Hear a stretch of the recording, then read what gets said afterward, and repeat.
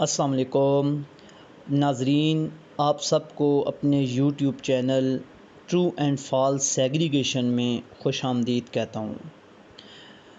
جیسا کہ آپ سب کے علم میں ہے کہ آگ ہماری زندگی میں بہت اہم کردار ادا کرتی ہے، لیکن ہم اس آگ سے فائدہ حاصل کر سکتے ہیں جو ہمارے اختیار میں ہو، یعنی ہم جب چاہیں اسے جلا سکیں اور جب چاہیں اسے بجھا لیں۔ اس کے لیے ہم ایک میکانزم کو دیکھتے ہیں جسے ٹرائنگل آف فائر یا فائر ٹرائنگل کہتے ہیں۔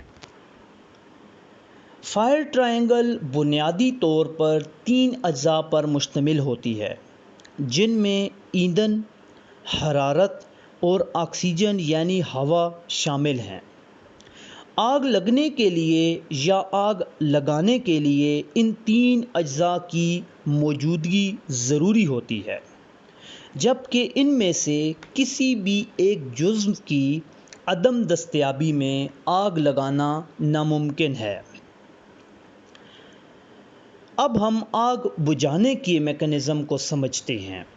جیسا کہ میں نے ابھی بتایا کہ اگر آگ لگی ہوئی ہے تو اس کا مطلب ہے کہ فائر ٹرائنگل کمپلیٹ ہے، فائر ٹرائنگل بن چکی ہے، یعنی اس میں حرارت، آکسیجن اور ایندھن موجود ہیں۔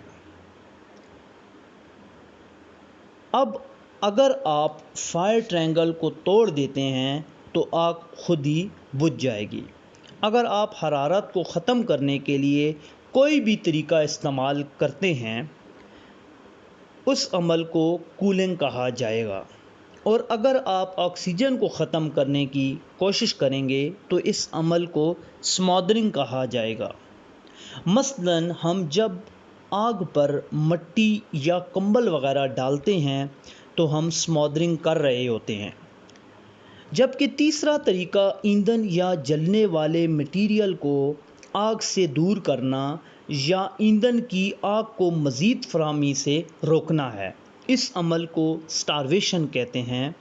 لہٰذا آگ لگانے کے لیے فائر ٹرائنگل بنانا ضروری ہے اور آگ بجھانے کے لیے فائر ٹرائنگل کو توڑنا ضروری ہے۔